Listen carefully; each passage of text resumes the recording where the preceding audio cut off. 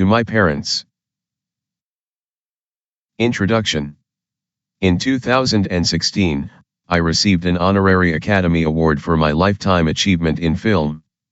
After 56 years, making over 200 films, and breaking many bones, I never thought I'd win one, so getting the call was like a dream come true. At the time, I was filming in Taiwan. My manager, Joe Tam, called and said that the Motion Picture Academy's president, Cheryl Boone Isaacs, would love to talk to me. Cheryl and I got on the phone and she shared the incredible news. When I say incredible, it's because I didn't quite believe it. I asked, "Are you sure you want me?"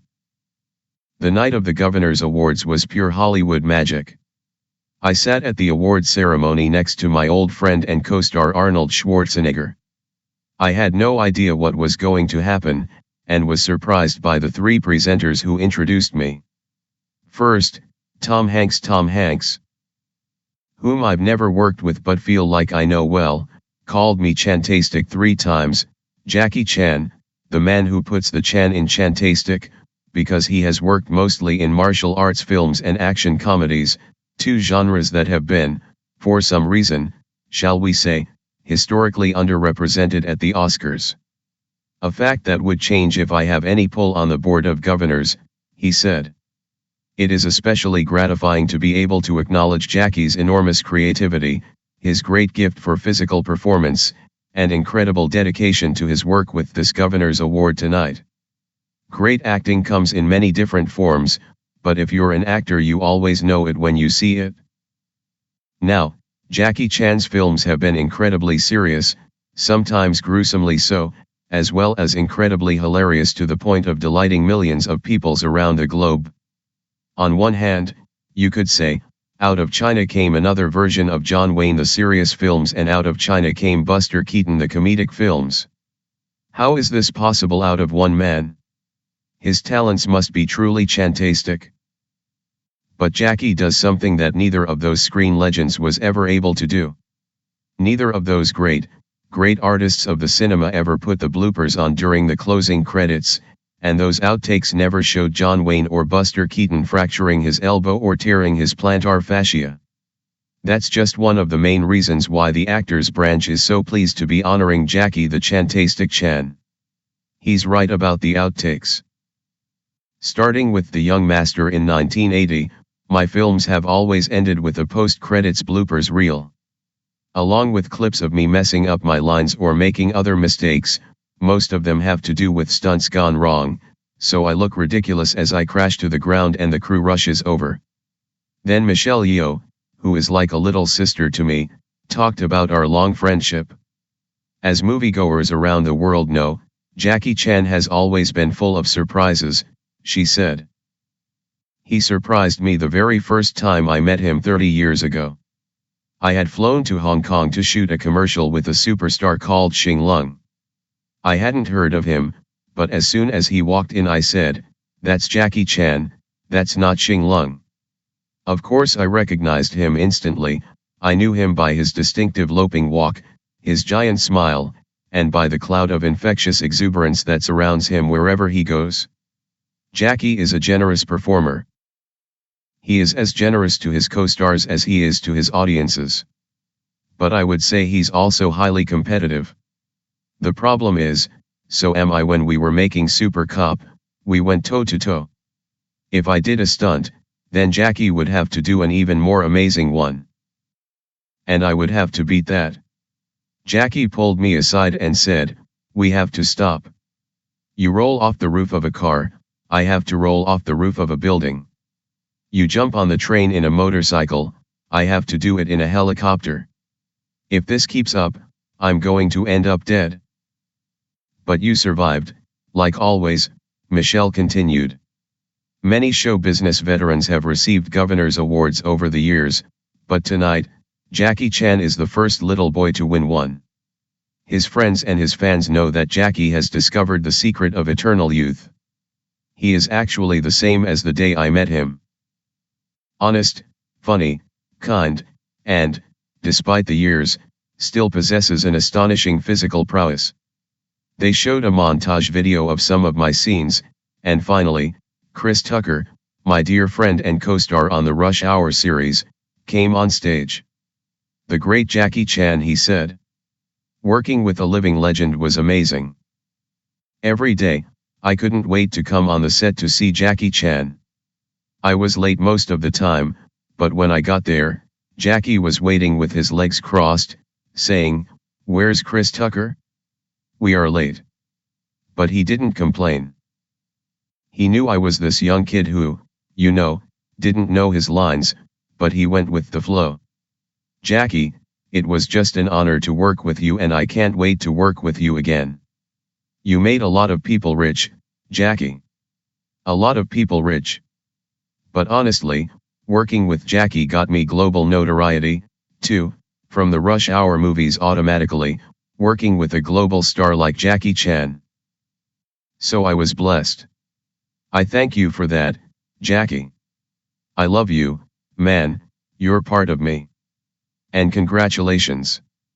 And I'm so thrilled and honored to be a part of this, to present to you, my good friend, Jackie Chan.' As I walked up to get the golden statue, I was very touched.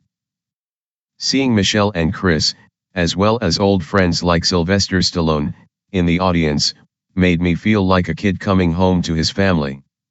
Later, I found out Joe worked with the Academy to get my pals there to give me such a big surprise. I gave a little speech, too. I still can't believe I'm standing here. This is a dream. Every year when I watched the Oscars with my dad and mom, my dad always said to me, "Son, you've got so many movie awards in the world, when do you get one of these?" Then I'd just look at my dad, "Ha ha ha, Dad, I only make comedy action movies." Many years later, I came to Hollywood to have meetings with big studio directors. My friend's house, Stallone's house. That was 23 years ago. I see an Oscar in his house. I touched it, I kissed it, I smelled it. I believe it still has my fingerprints on it. Then I talked to myself, I really want one. Finally, this is mine. I want to thank you, Hong Kong, incredible city, my hometown, my hood, who made me. China, my country. Proud to be Chinese. Thank you, Hollywood, for all those years, teaching me so many things, and also making me a little bit famous. And I thank you, my family, my wife, Joan, my son, JC, especially, Jackie Chan Stunt Team. This year is the Jackie Chan Stunt Team's 40-year anniversary. Thank you from the bottom of my heart.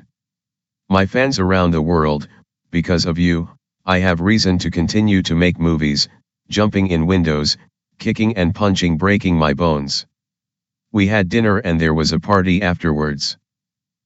As soon as we returned to the hotel, everything was back to normal. The next day, I was right back to work, going to script meetings and discussing new projects.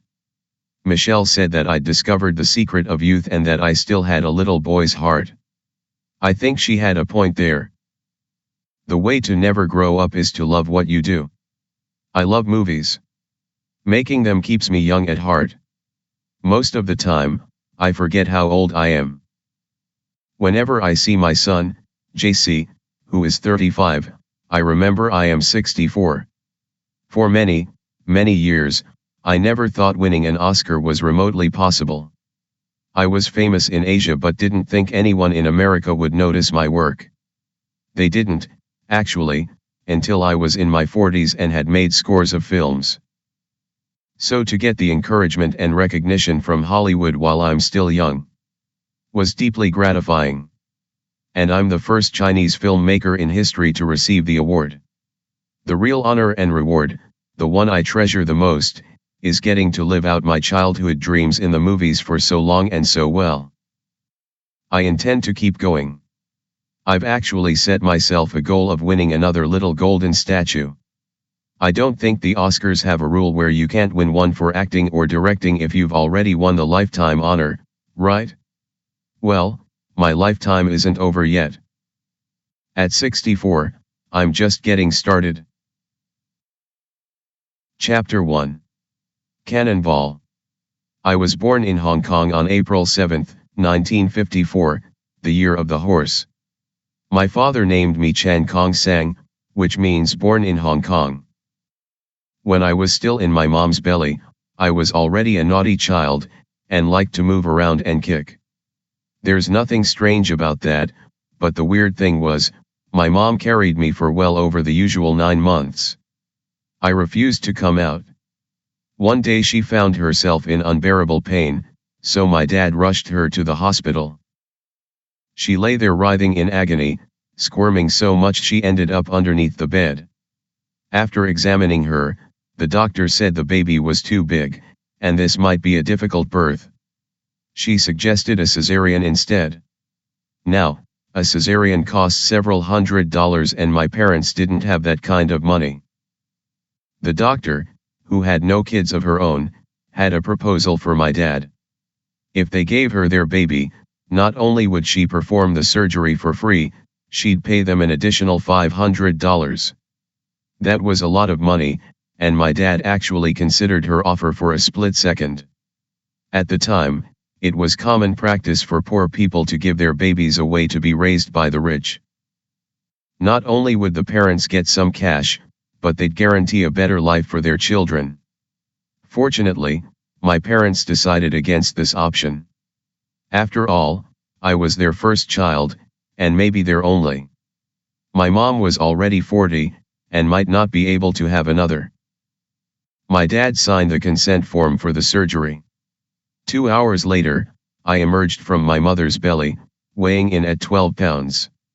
The doctor and my parents were stunned. My huge size was even reported in the local papers under the headline "Giant Baby." Because I was so hefty, my parents nicknamed me Cannonball. My parents' friends said, "A 12-pound baby. This kid might end up doing something spectacular." They even lent my dad some money to pay off his debt to the doctor.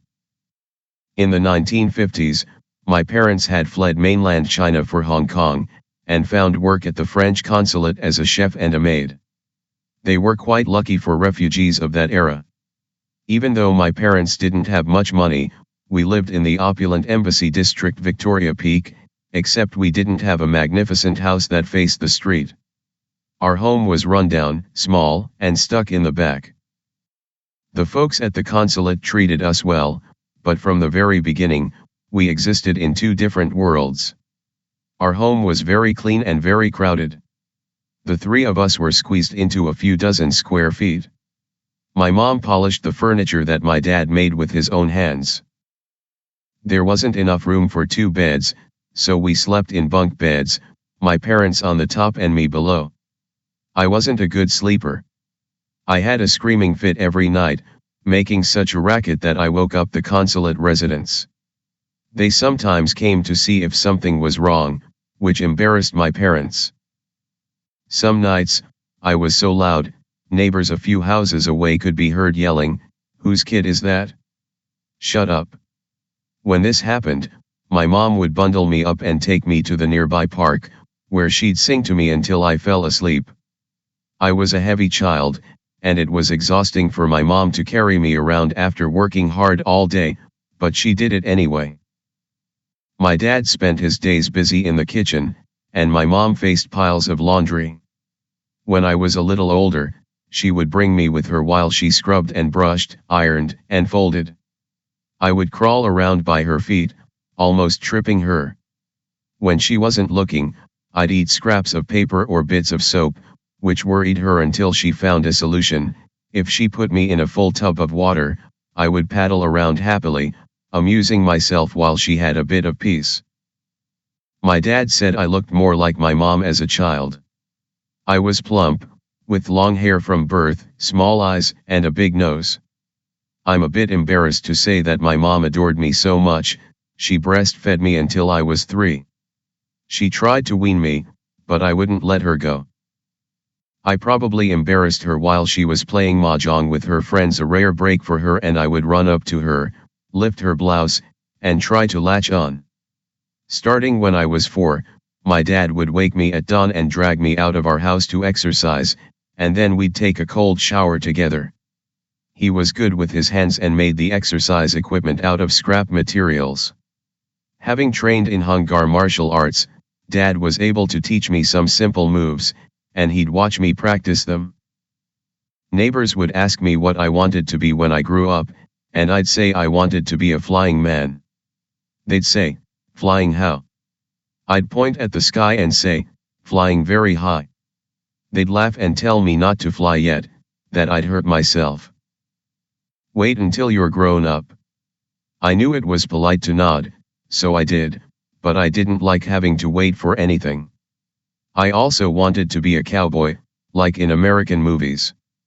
They seemed so brave and dashing, and I imagined myself being one of them. I pestered my parents for a cowboy outfit, which I proudly wore every chance I could get.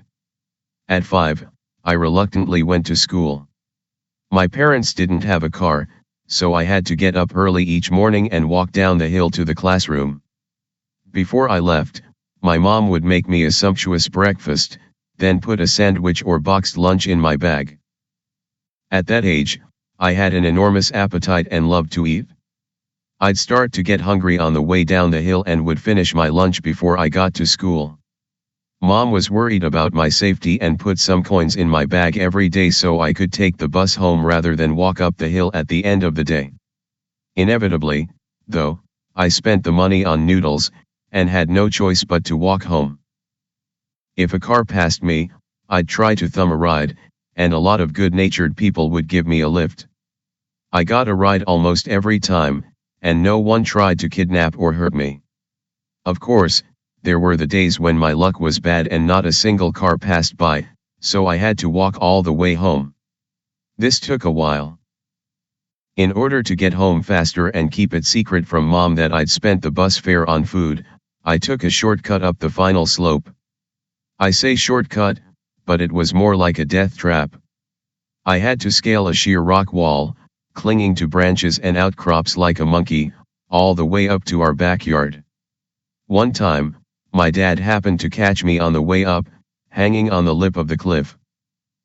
He scooped me up with one hand, threw me in the garage shed, and locked me in for the rest of the day. That taught me an important lesson. From that day on, I always checked for signs of my father first before I hauled myself over the edge. The rich kids I went to school with would see me climbing the hill on my way home as they passed by in cars, and they'd shout mean comments at me, "Servant's kid. Hey, beggar, if you don't have money for the bus, don't come to school."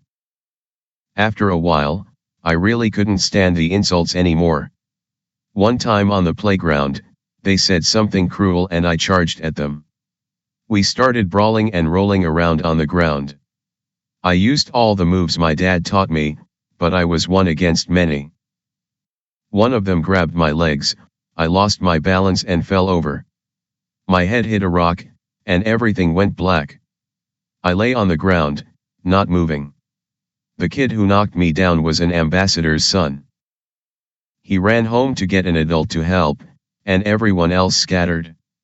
Soon, the kid's father appeared, looking anxious. Later on, I found out they were terrified that I'd been badly hurt.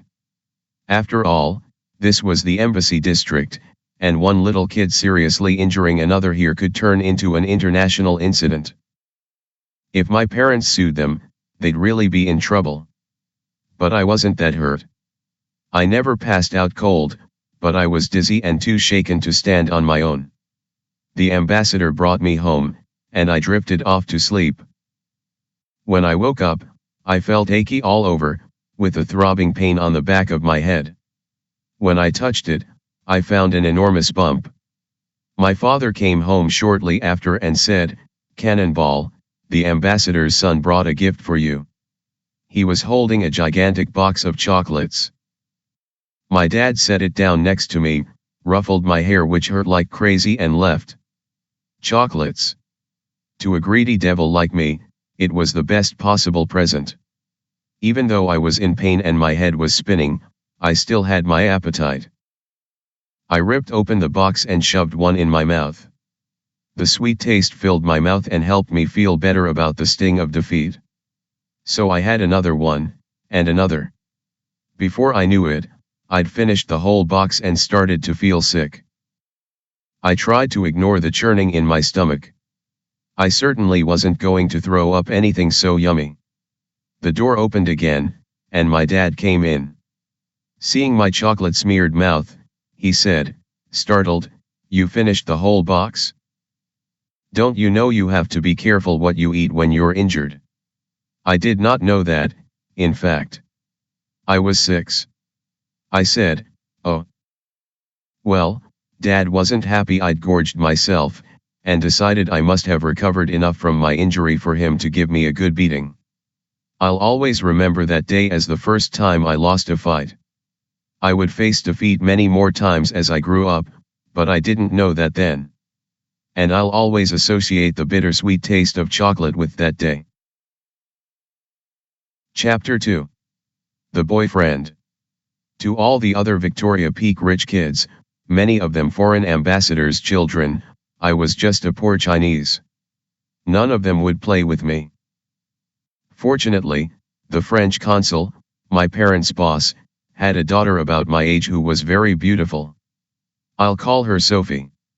We often played together, and she always called me her boyfriend. The word boyfriend gave me a sense of responsibility, but to be honest, at that age, I didn't understand what it meant until someone made fun of Sophie. Then I knew I had to protect her. As I mentioned, my father was a student of martial arts when he was young, and he continued to practice to stay in shape. He taught me his skills, and my body was naturally powerful. Except for that one fight when I hit my head, I usually won my fights with other kids, and I had many of them. I wasn't a bully, though. I only struck back when someone tried to make trouble for me, or if anyone dared to tease my girlfriend. I'd defend her right away. No matter who'd been foolish enough to annoy her or make her cry, no matter whose fault it was, I'd rush over and hit them until they begged for mercy and apologized. On one of these occasions, my dad happened to catch me beating up one of our neighbors. The kid's face and neck were covered with bruises, and he was wailing loudly.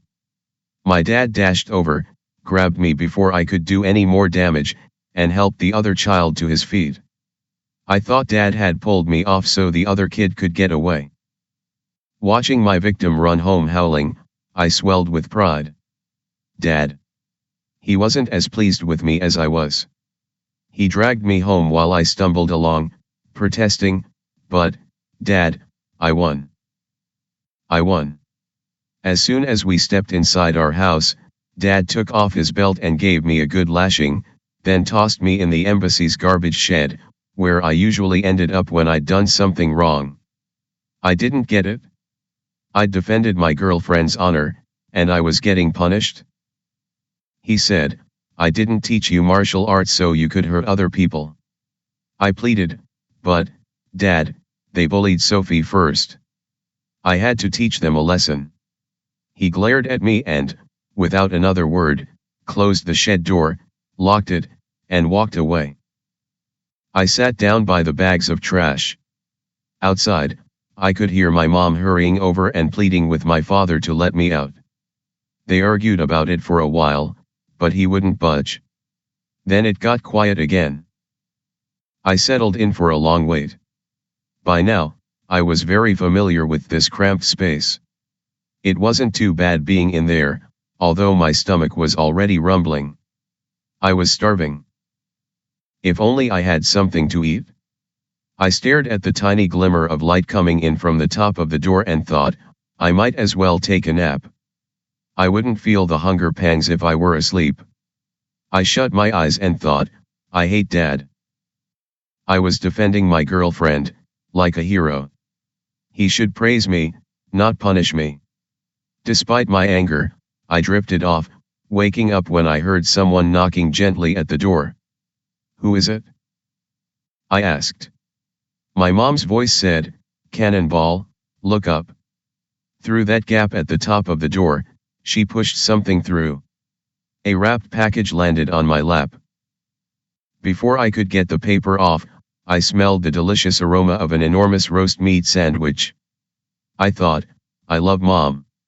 It was the best gift I'd ever received in my entire life. I whispered a thank you and she tiptoed away. I devoured my meal, feeling unbelievably happy. I was too young to really understand the intricacies of the situation. Later on, I found out why my father had been so angry. The kid I'd beaten up was the child of an embassy official, and Dad was worried that he'd lose his job over the incident.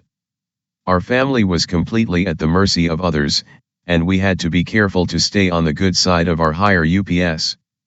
When he finally let me out of the shed, Dad made me go to the kid's house and apologize to him and his whole family. My dad went to hit me again, in front of them. The embassy official was kind enough to stop him and say, "No need for that. Children get into fights. It's no big deal." This incident didn't make me less willing to fight in Sophie's behalf, but I learned to be clever about it. Before striking the first blow, I'd look around and make sure there weren't any adults in sight. Before long, most of the other kids in the neighborhood had either tasted my fists or knew not to mess with me and my friends. After that, I didn't get into as many fights. Chapter 3. My deepest, only regret. I hated school from the moment I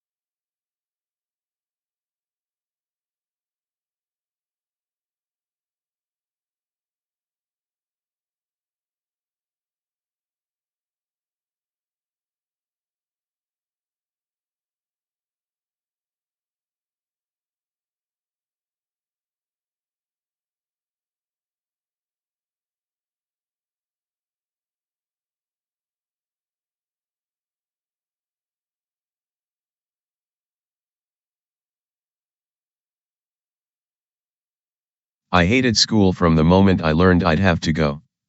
One morning, after our usual exercise, Dad said, "Cannonball, soon you'll have to start going to school."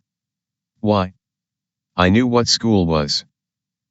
I'd seen the rich kids with their school bags and prissy uniforms get into their cars every morning to go down the hill, and thought they all looked ridiculous. I could run around our compound and play for as long as I liked. When I was bored, I could help my mom fold the laundry or watch my dad cook or hang out with Sophie, which was always fun. "I don't want to go to school," I protested. "I can learn stuff at home." It was no use. A few days later, I was pushed out of the house holding a school bag and wearing a uniform, just like those kids I hated. Nanhua Primary was a very good local school.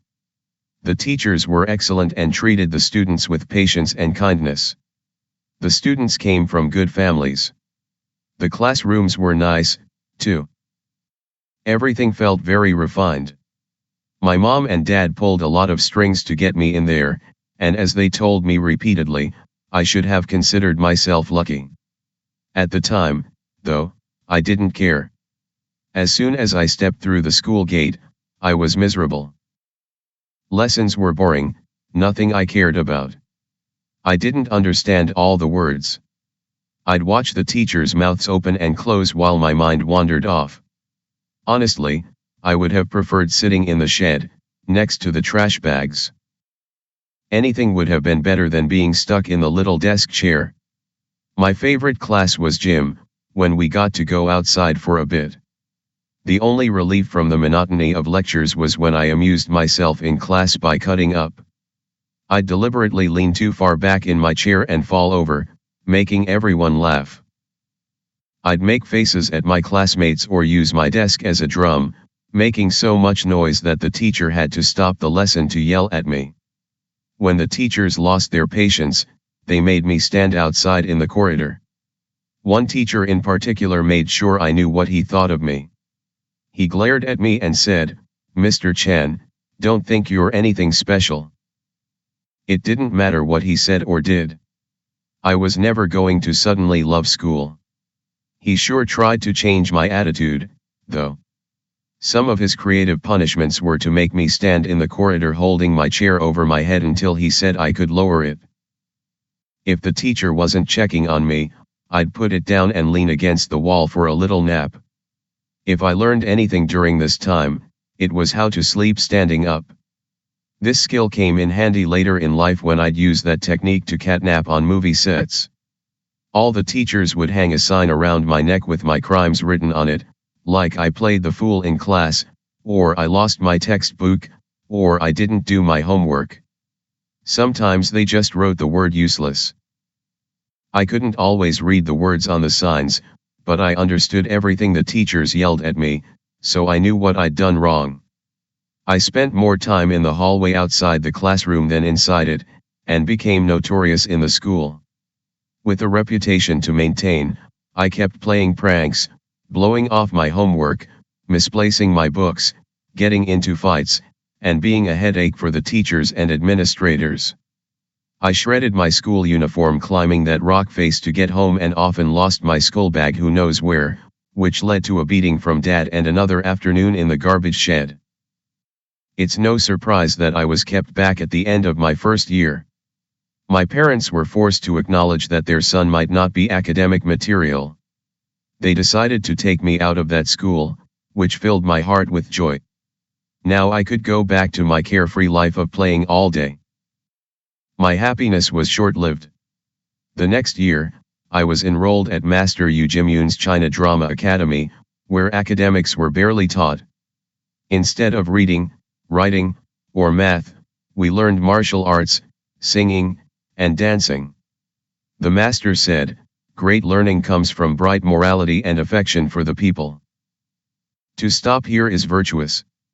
Understanding where to stop brings stability, and with that comes peace. Peace brings with it serenity and clear thinking, with which you can achieve your goals. Master Yu Jimyun wasn't like the teachers I'd met before who wrote signs and made me hold up a chair. At the China Drama Academy, If you slacked off on your training or failed to memorize the classic Chinese texts you were given, you were caned on your bare behind by the master. My fellow slacker students and I figured out a system to avoid a lashing. If we hadn't managed to commit something to memory, we'd scare the upstanding classmates into claiming they would say they hadn't done the work either. Our schoolroom master was named Tun Longying. To this day, I remember how nice his handwriting was, always in a single stroke, very smooth. Of course, none of us could be bothered to learn how to do brush calligraphy, thinking, what good will it do us? Anyway, when the time came to recite texts, he would say, Chapter 5 from Analects. Yun Lu, recite it. Yun Lu was my name at the academy. We all got new names with Yun, after Master Yu Jim Yun. I'd stand and say, I'm sorry, I didn't learn it. The master would glare at me and call on my older classmate Sammo Hung, aka Yun Lung. Let's hear you recite it, he said. Sammo would stand and confess that he didn't know the text either. If we all said we didn't know it, Master Tun Longying wouldn't bother reporting us to Master Yu Jim Yun for punishment.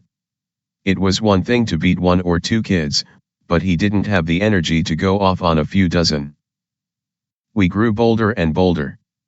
If we knew Master Yu had left the premises to see friends or gamble, we'd do whatever we liked. The boys would fling books around or wrestle, and the girls gossiped loudly. The poor cultural studies teacher didn't know what to do with us. When our lookout yelled, "The master's back," we'd jump into our seats and act like we'd been studying hard all along. The academy didn't pay teachers much to put up with brats like us. We chased away 11 cultural studies teachers in just a few years, and we felt very pleased with ourselves each time. I have many mixed feelings about my education there, but I do regret not learning to read and write or do math. When I grew up and went to America to make movies, everyone was using credit cards, but I couldn't possibly. At the time, you had to fill out a credit card slip to pay for things, and I didn't know how to write. Every time I signed my name, it looked different. Store clerks would compare the signature on the slip with the one on the card and didn't believe they matched. When your lack of an education makes it impossible to pay for a new shirt, that's when you really feel uncultured.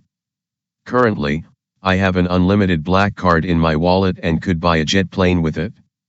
It's blank without a signature. People trust that I am who I say I am nowadays. When I got famous, fans started asking for my signature.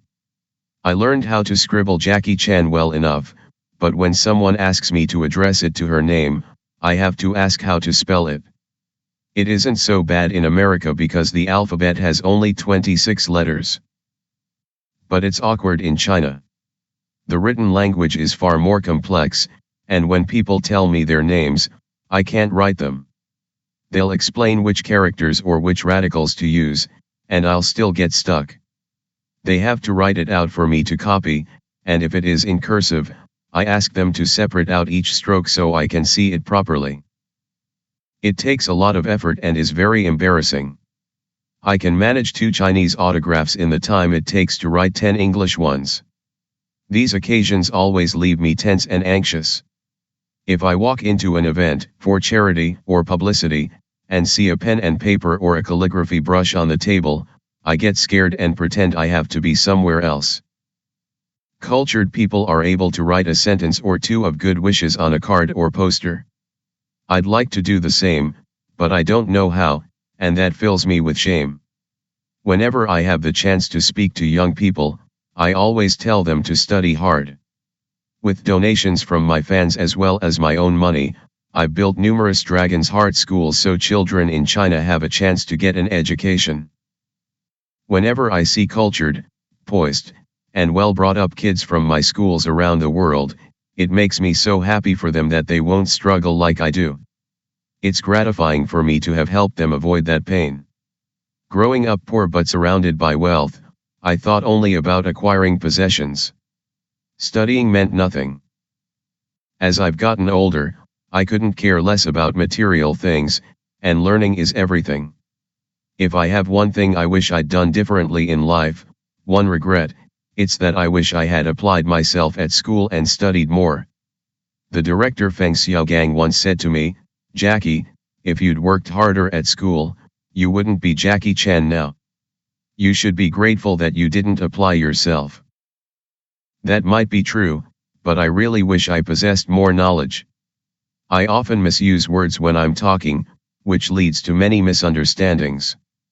Bruce Lee was an educated man and even studied philosophy. As a result, his words were always very deep. He once said, "Water has no shape, so you can't catch hold of it, or hit it, or hurt it in any way. You, too, should be as mobile and formless as water. When you pour water in a cup, it becomes the cup. Pour it in a bottle, and it becomes the bottle. Pour it in a teapot, and it becomes the teapot. Water can drip, and it can crash. Be like water, my friend." Only someone with a good education could have made that excellent speech.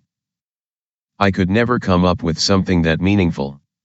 I often refer to myself as an oaf, but for many years now, I've learned as much as I can, and I keep trying to correct my mistakes and better myself. I hope young people will make the most of their potential and hit the books, or they might regret slacking off, like I do. Chapter 4. A Decade of Darkness. Going from a rich kid school like Nanhua Primary to the rigorous, disciplined China Drama Academy, CDA, was a complete 180. Many people have asked me how that came to happen. Around the time I was held back at my first school, held back, expelled, whatever, my father got offered an excellent new job as the chef at the American consulate in Australia, with a much bigger salary. It was a great opportunity for him, but it meant he'd have to leave Hong Kong and live apart from my mom and me for a while. He wouldn't be around to keep an eye on me, and if I was already so mischievous that I was kicked out of elementary school, he started worrying about what kind of future I'd have. My dad's friends had heard about Master Yu Jimyun's China Drama Academy. They suggested a tough environment like the master's would change my unruly nature, plus, I would learn skills martial arts, singing, dancing, and acting that would make me employable one day doing Peking opera, which many of the Drama Academy students performed. The hitch was, the CDA was a boarding school. Sending me there would mean they'd never see me. I was 7 years old. It might sound cruel to send a child that age to boarding school, but given their circumstances, my parents had to consider the option. One morning, my dad announced that instead of our usual morning routine, he was going to take me out to play. I was thrilled. I changed into my cowboy outfit, grabbed a toy gun, and romped outside. All morning, Dad didn't scold me once. When I asked for a sweet bean paste bun, he bought it for me right away. It was unthinkable. I should have known. We arrived at the CDA, and he took me inside. I saw the courtyard full of boys and girls in white shirts and black trousers. They were standing in rows, practicing kicks, and looked very impressive. I thought, this place is cool. After wandering around for a few hours, I fed on the energy and excitement, and didn't want to leave. When Dad said, "How would you feel about going to school here?" I was thrilled by the idea. The master informed my father that he would have to sign a contract to commit me for 3, 5, 7, or 10 years. Dad asked me how long I wanted to stay, and I said, forever. My parents were uneasy about the idea, and Mom was hurt that I was so excited to go, but they agreed to send me to the CDA for the full 10 years and signed on the dotted line. I was now my master's property and would live within the walls of the CDA for the next decade. My master could have beaten me to death in that time and gotten away with it. In that moment, my childhood came to an end. By the time I understood what had happened, it was too late. My impulsive decision led to my decade of darkness, though it was in those 10 years that I became Jackie Chan. My daily routine at the CDA. Wake up at 5 a.m. for breakfast. Practice Kung Fu until noon. Lunch. Practice until dinner at 5 p.m. Dinner. Practice until bedtime at 11 p.m. Do it again the next day. For 10 years, I got only 6 hours of sleep, night after night. Like all the other boys, I slept on a rolled-out mat in a corner. The carpet on the floor hadn't been cleaned for years and was filthy. We ate, slept, pissed, and had nightmares there, and it was covered in spilled food and my master's phlegm. It had accumulated so much crud, the carpet was 3 times heavier than when it was new. My father moved to Australia, and Mom stayed behind to help me with the transition. She visited me once a week, bringing my favorite candy and snacks, which I shared with my friends at the academy. She also brought a big bucket of hot water. She'd borrow a tub from my master and give me a bath. Water was scarce in Hong Kong then, so we got to shower only twice a week at first. Later on, it was just once. My mom would weep while she bathed me because she could see all the welts, cuts, and scars on my body from the canings and beatings. I told her, "It's fine, I'm used to it," which made her cry even more. After a few of her visits, everyone started making fun of me for getting baths from my mom, and they called me spoiled. The next time I saw her, I threw a tantrum, saying, "Don't hug me like I'm a little kid, and stop bringing me bath water. I'm grown up now." She didn't say anything, just nodded. Looking back now, I see how selfish and stupid that outburst was. My mom boiled the water at the consulate, carried it down the hill, walked for a half hour to the funicular tram station, paid the precious 10-cent fare, walked for another half hour to the Star Ferry terminal, paid another 10 cents for the boat to Kowloon, then walked from the station to Mirador Mansion, hurrying all the way while carrying a 40-pound bucket of hot water. All that, just to give her son a tepid bath.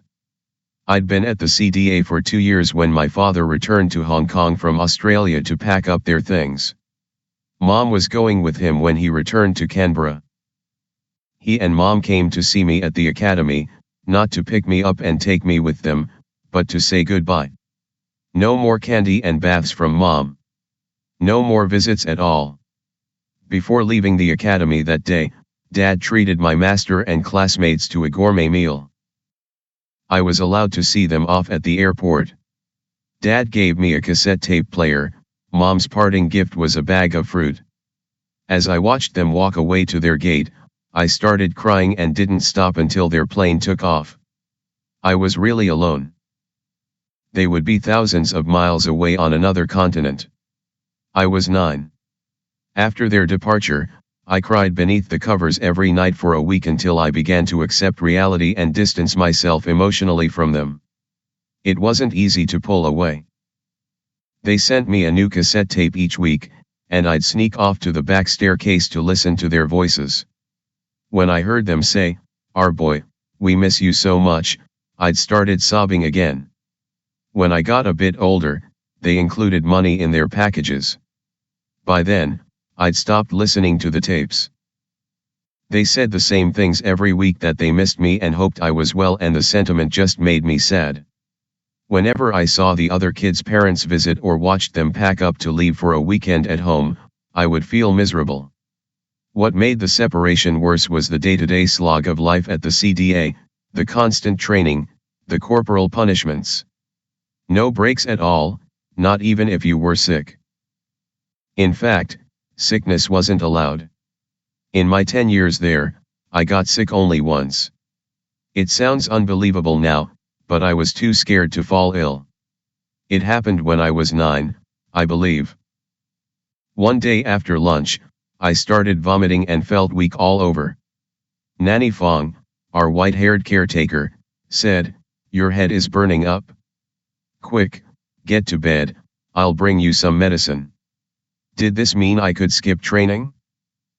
Surely I'd have to rest for at least 2 days. The very thought filled me with joy, as sick as I was. I lay down in the corner and listened to the others doing pull ups and practicing flying kicks. Then my master saw me lying on the floor and said, "What's wrong?" I said, "I'm so sick I might have exaggerated a bit." "He has a fever," confirmed Nanny Fong. "A fever? All right, then. Fine. Everyone stop training." "Stop," said my master. The others came to a sudden halt. He turned back to me. "You. Get up and do 100 left leg thrusts." I gaped at him. "Really? But I'm burning up." "You didn't defy the master, though." I got up and did it. Then he made me do 100 right leg thrusts, followed by 100 left flying kicks, then 100 right flying kicks. My whole body ached. After I finished, he said, "Do you feel better?" If I didn't say yes, he'd make me train harder. So, immediately, I cried, "Yes, much better." From then on, every single kid in the school didn't dare get sick. Everyone at the academy had the same goal, to start performing on stage as soon as possible. Shows of children singing, dancing, miming, and doing acrobatics on stage, the Peking opera style, were still popular back then, so there were many opportunities. It was our greatest dream to appear in a production. It was what we'd been training to do. One day, our master arranged for our first public show. Everyone got excited, especially when he announced that he would pick the best among us for solo parts. Many of us had trouble sleeping that night, all of us hoping that we'd be chosen. The next morning, we all got up very early and waited for him to announce his selections. He read out our names one by one: Yun Lung, Yun Tai, Yun Hua, Yun Mo, Yun Kwai, Yun Biao. As I mentioned, all our CDA stage names started with Yun. I was Yun Lu, and Sammo Hung was Yun Lung. As my fans know, Sammo and I made many movies together and are very close still. I am godfather to one of his sons. But back then, we didn't always get along well.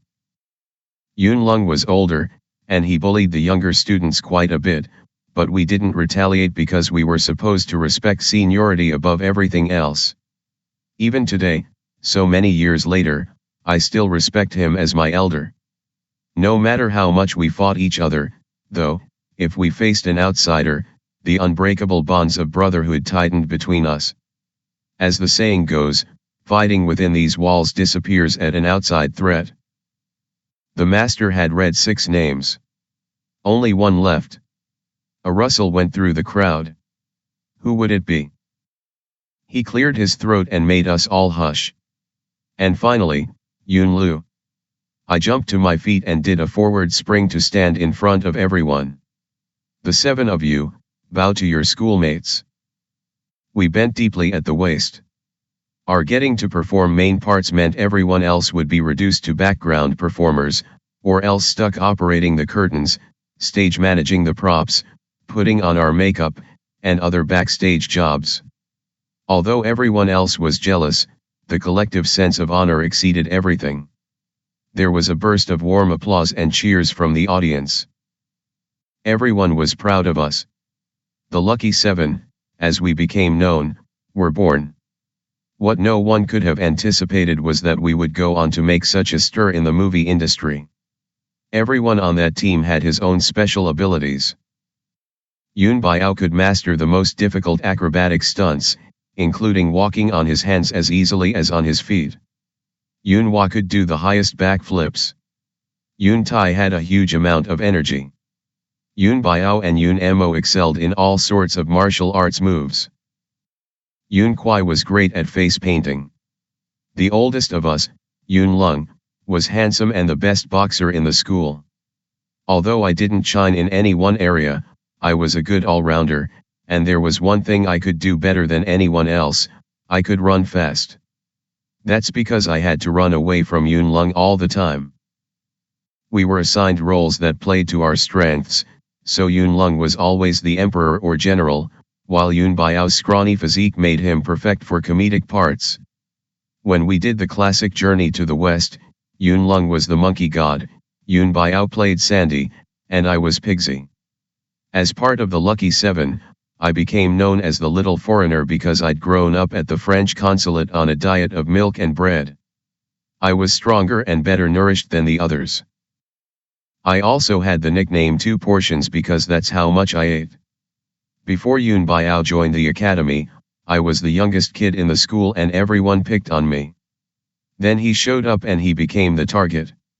From his first day, he seemed fragile and wouldn't stop crying after saying goodbye to his parents. I felt sorry for him. I went over to introduce myself and comfort him a little. After lunch, he watched us practice, and we urged him to join in. He turned out to have a fair bit of talent and could turn professional-looking somersaults. Our master praised him and in the same breath criticized Yun Lung and Yun Tai in comparison, which didn't help Yun Biao. The unwritten rule in our school was that the big would bully the small, and the small would obey the big. I often stepped forward to protect Yun Biao. We were powerless against the aggression of our older schoolmates, but we developed good escape skills. Once, Yun Lung borrowed money from Yun Biao.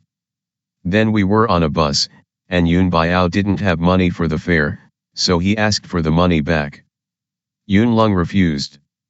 When I spoke up for Yun Biao, I got hit but didn't dare strike back. I just ran away, with Yun Biao right behind me. At that time, Yun Lung wasn't fat, but he was starting to put on weight and he couldn't possibly catch us as we raced off the bus and vaulted over the railing. Back at school, we got beaten anyway, of course. Once, Yun Kwai and I got into a fight over who knows what, and everyone formed a circle around us to watch. My scissor kicks were known to be very powerful, but just as we started to mix it up, someone yelled, "No scissor kicks." If someone called it out, you just couldn't do it. We traded blows until our master showed up suddenly. We were all startled and started running. He screamed, "Stop." We all froze. Yun Kwai and I were still breathing hard, glaring at each other with hatred. Our master said, "You like to fight? Fine, everyone else get out of the way. You two stand there and duke it out." We stared at him, stupefied. "Fight!" he roared, and we had no choice but to start up again. If you don't already know, fighting is exhausting. After 30 or 40 seconds, you can barely go on. I didn't know then about finding my footing or controlling my breath.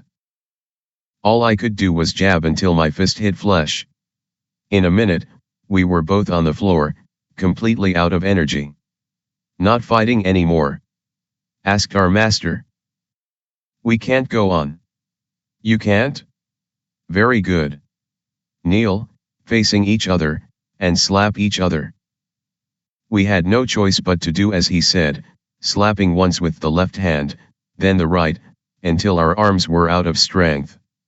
To start with, we hit as hard as we could, but soon we weakened. Our faces were puffy, and we were bleeding from the mouth and crying from pain and exhaustion. Seeing that we were completely spent, our master made us lie flat on the ground and caned us each 10 times.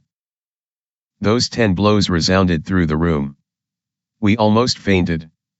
Even worse, he kicked us out of the Lucky Seven. We regretted ever getting into that fight. From then on, there were no fights. If people really had to hit each other, they made sure our master didn't see it. When we were a bit older, in our teens with years of opera performances under our belts, we started going around to film studios in search of odd jobs. Our main form of transport was a double-decker bus. A school manager was in charge of making sure we were seated properly on the right bus. He was supposed to pay for our tickets at 10 cents a piece per way. It would have been $3 or $4 for all of us round trip, but then he'd tell the driver, "Family member, Sui Luck, 1033. His son was a bus driver, and as a relative he was entitled to travel for free. Just uttering that magic phrase, he didn't have to pay for any of us. He'd give us our 20 cents and wave goodbye as the bus pulled away. We were supposed to save half the money for the ride back, but we'd buy snacks with all of it, and when we got on the bus to return, we'd say to the driver with a straight face, "Family member, Sui Luck, 1033, and ride at no charge."